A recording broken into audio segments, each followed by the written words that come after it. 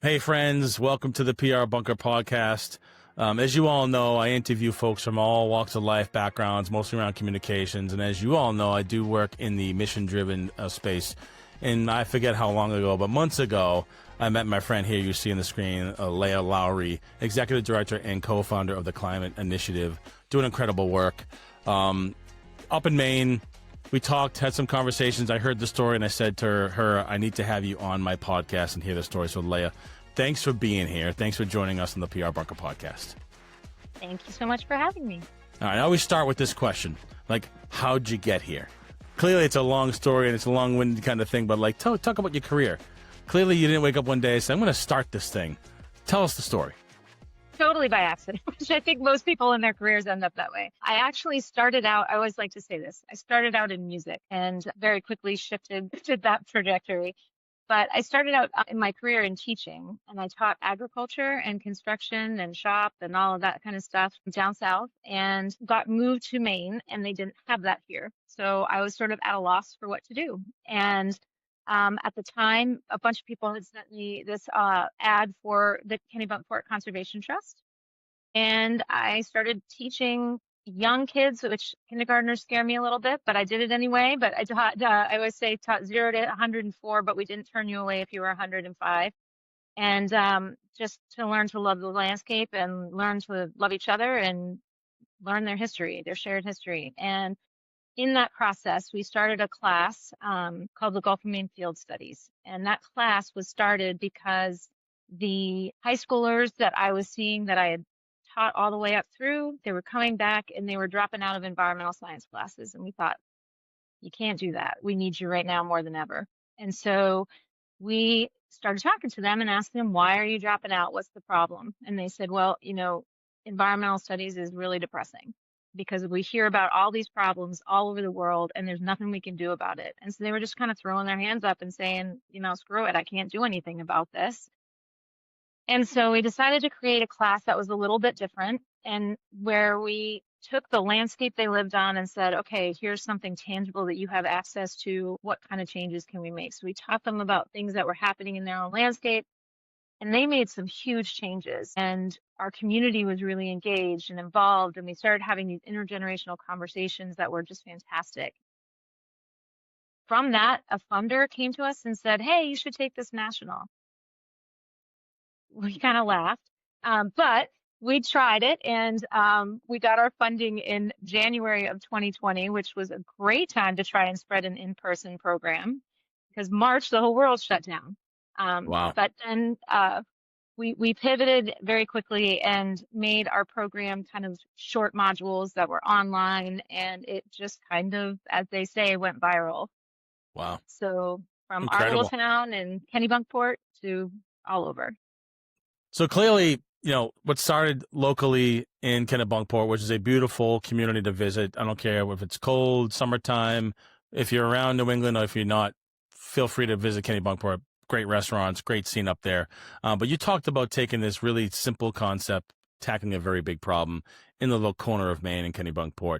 And how does that seed grow? Clearly, you need to get people to support your organization through a variety of things. How do you reach people? Because this podcast is all about communications and outreach and that sort of stuff. So how do you take this message and get people out? And what does that look like in terms of reaching people, getting folks to support you, and growing this thing at that national level as we talked about? Yeah, so we started out with really reaching out directly to educators. Going through school systems is really, really hard. And so we wanted to get people who are already passionate about this, but just didn't have this resources. And frankly, educators don't get taught any of this stuff in their pre-service. So while there's this push sometimes to bring this into the classroom, they don't really have the resources or the necessary knowledge, or they feel not confident enough to do it. So we decided that we would provide these resources, go straight to educators who really wanted to do this. And we found that there was a huge market for that. So we had a lot of educators coming to us and saying, yeah, we want to know more. We want to know how we can do this in our classrooms. My passion is really about creating interconnected and resilient communities and intergenerational conversations. I always call it rebuilding the front porch of our communities, because that's what I'm passionate about. Love it. And yeah, I mean, we're so nomadic now, right? We don't necessarily know our neighbors. We don't necessarily grow up in the same place that our parents or our grandparents did. Some of us are lucky to, but many of us don't. So really creating those connections to tether students to their communities and make them feel heard and have agency, but also just to kind of connect community members, right? Because, you know, the Surgeon General says we have a loneliness epidemic, and it's true. Most of us feel a little bit kind of like we don't necessarily belong in Hmm. our communities or don't feel connected. So we went straight to educators and started providing them the resources that they needed. And their whole module that they do, that we created for them, involves integrating the community into their classrooms. So doing interviews with longtime residents or town leaders or community leaders, city leaders, and then designing an action project that is meaningful to their community. And so the students go out into the community and they're integrated with the community to do these action projects. And then we have one program that is just direct to youth. So if there isn't a teacher that wants to do this kind of thing, they can actually create these action projects by finding community partners. So when you say, how can people get involved or how can people help? That's one great way. If you want to partner, if you work with an organization that wants to partner with young people on creating some kind of really great sustainable or resiliency project in your community or something that your community needs and they want to bring it to the town, that's a great way. That's great. Of course, you know, as most people say, it's, you know, of your, you know, anything that you can give of your treasure is great. Of course, we're trying to run this program, but also of your talent. If you have something that Absolutely. you're really talented and know about, or if you just want to get involved in some way, give us a contact and we can figure out how to do that. But we have educators in all 50 states and in 44 countries and are serving over 500,000 youth now. That's great. Well, one of the things I love about the story is the fact that it did grow like a little plant that was, you put in the ground and you watered it, and an idea to a concept to a thing to organization, not to this national, program you've rolled out. Clearly climate is a massive macro issue, and it can be politicized. We won't even get into that. One of the things I love to do as a communicator in somebody in public relations is sort of tell the macro through the micro. So you kind of alluded to that a little bit, how you're working with teachers. When, say I'm a donor and I'm like, I'm all on board in this. I've got a fairly hefty check I want to write. I want to understand more about the impact you've made. Oftentimes impacts with nonprofits are told through impact stories. I'm sure you're probably chock full of like these little tiny anecdotes. Give us an anecdote. Give us a little bit of the micro of things that kind of prove out the point you just made to really kind of bring the story to life for us.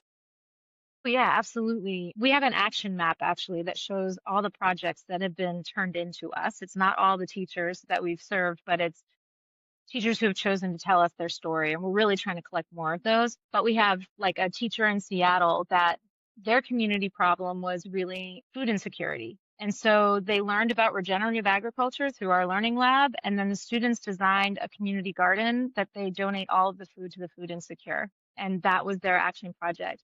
And then you want to talk about really serving a community need and connecting our food systems to what's happening around us that was fantastic. Another one in Kentucky, this was middle schoolers. The kids decided that they wanted to have solar panels charge their computers every night at the school. We were here in the middle of coal country and they got it passed. They went and petitioned and went to the superintendent. They did a whole Wow. presentation. The class did a presentation and they got solar panels for all the schools to charge the computers at night. They also did a wonderful fast fashion thing. So they were studying the kind of the climate impacts of fast fashion. And they collected a bunch of clothes. They had a sale in their cafeteria. They had information on how to repair clothes and that kind of thing so that people knew. Incredible. And they also had information about fast fashion and why it's a problem.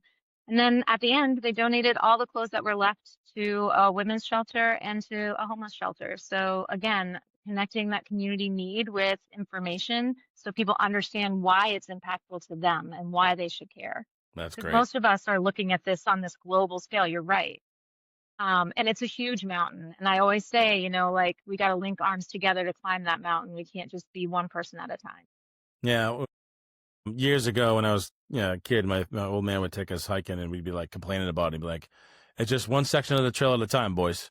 And we just and that's what this is about, right? It's about you and multiple trails Seattle, Boston, whatever, it doesn't matter. I mean, all these little anecdotes kind of roll up to the macros.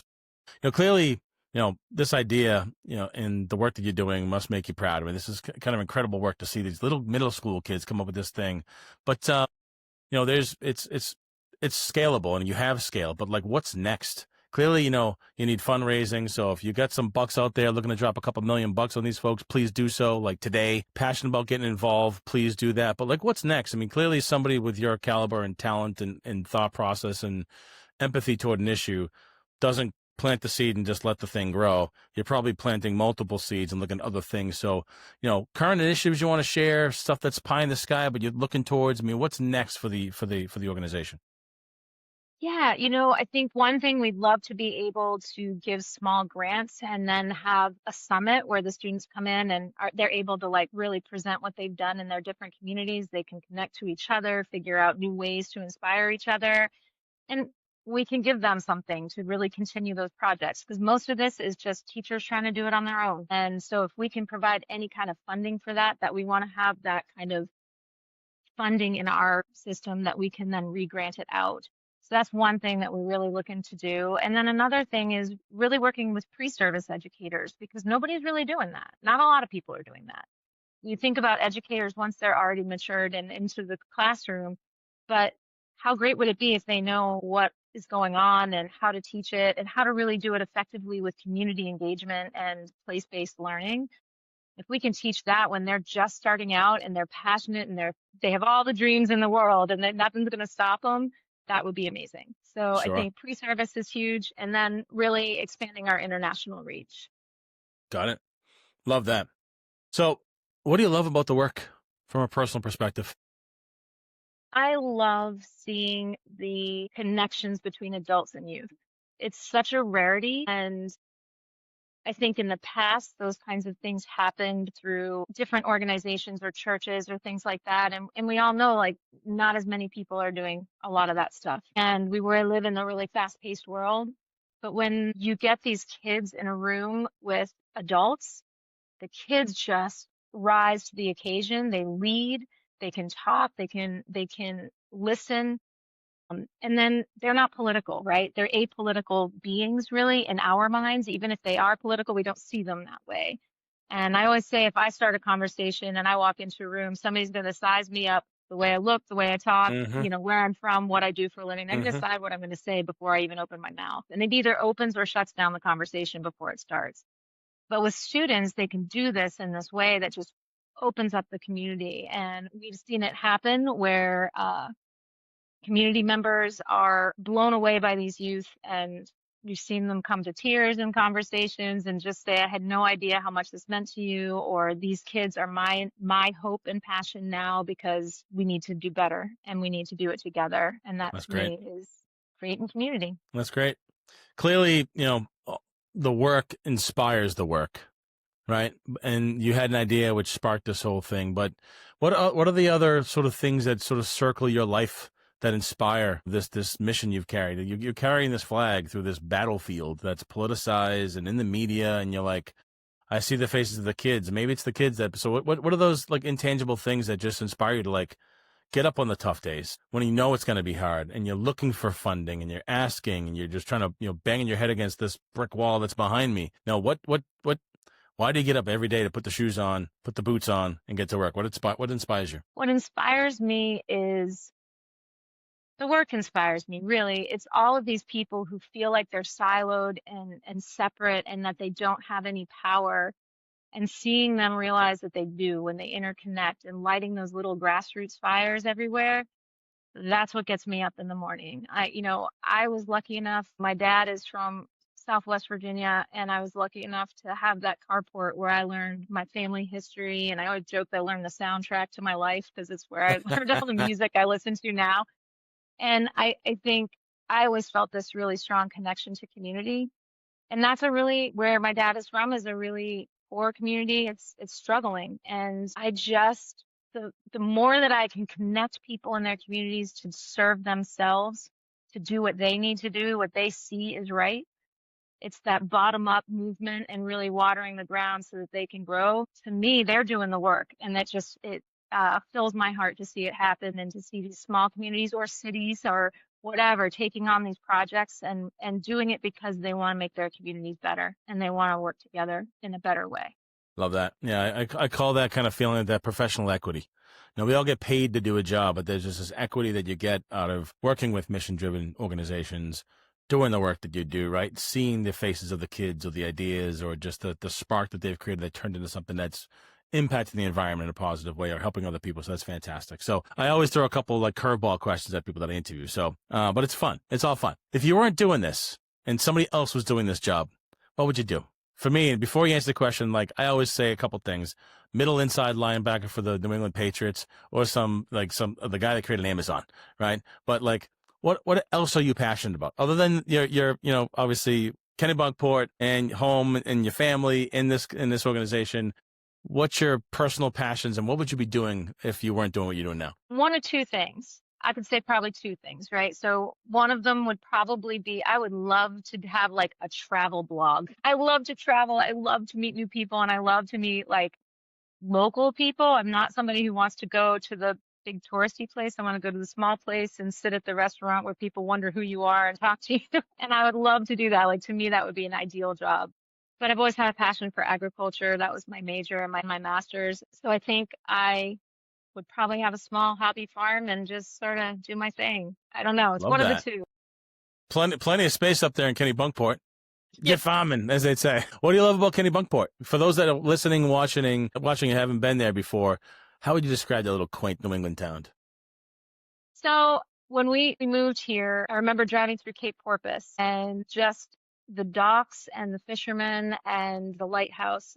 I absolutely went, oh yeah, no, this is my small town. It's just beautiful. And then I was lucky enough to work for the Conservation Trust here. So I got to know the history really, really well and the trails. And I think there's just a little bit of everything. You got a little bit of ocean, you got some food, you got some woods, you've got a little bit of everything other than the mountains. I miss the White Mountains. A quick drive away. Quick drive away. It's fine. Quick drive away. Excellent. Well, where can people learn more about your organization? How can they support Time, Talent, Treasure? Where can we send people? So you can come to our website, which is just theclimateinitiative.org. Or you can email me, which is just Leia at theclimateinitiative.org, Leia. And then we have Instagram, which is the_climate initiative, and Facebook, we are the Climate Initiative. We're also on LinkedIn, so you can find us there. And yeah, follow us, see what we're doing, get in touch. Love that. And what's the sort of the last sort of call to action you'd like to leave the audience that listens to this podcast or people coming like what's the one thing you want to put a pin on that people can take away from this conversation and they can carry part of that flag for you moving forward? What's that pin? That pin is no one's coming. No one's coming. And it's up to us to work together to solve our community issues. No one's coming to solve it for us. And if we all just remember that and remember that we care about our neighbors, we care about the same things. We all have the same thing we care about. We want safe streets. We want healthy air. We want clean drinking water. We want food on our table and shelter over our head. So there's a whole lot more that combines and unites us than divides us. And so no one's coming, and we got to fight the fight. Love that. Love that. Should be on a T-shirt somewhere. Love it, love it, love it. Leia, it's been an absolute pleasure to speak to you today. Love the story. Love the story about the kids and the charging of the charging stations and the solar panels. I mean, just incredible work that's reaching well beyond Main Street in Kennebunkport, which is incredible. So that little plant the seed you planted, I should say, has grown exponentially. I'm looking forward to seeing that forest grow beyond your reasonable doubt. But I appreciate you being here today on the PR Bunker. Thank you so much, Don. I really appreciate you having me. Thanks for joining me on the PR Bunker podcast. As you can tell, I'm out of the bunker today and upstairs in the house. My wife has already decorated for the fall. It's September. People are back to school. People are back to the grind, if you will. We've got a bit of a sprint here between now and the end of the year. Q4 is here. So what are you doing to get your business going and close deals meet people, build relationships, so it sets you up for a fantastic end of 2025 and a heck of a start for 26. I can't believe we're talking about 2026. But thanks again to Leia and the team over at the Climate Initiative for joining me today on the PR Bunker podcast. Hope you learned a couple things about the organization, what they do, and how to support it. But please feel free to share this. It's a wonderful mission. I'd love to get them some support however we can. Visit their website, share this podcast, just talk about it. If you're in education or know a teacher or in education, share this. Let people know that this wonderful organization is out there for them to help young people understand how they can impact the climate today and tomorrow and in the future. So thanks again for joining the PR Bunker podcast. To get more of these episodes, head over to Spotify or just visit prbunker.com. And of course, if you ever need public relations help, or if you're a nonprofit that needs your story to be told, let me know. Happy to help. Thanks for joining.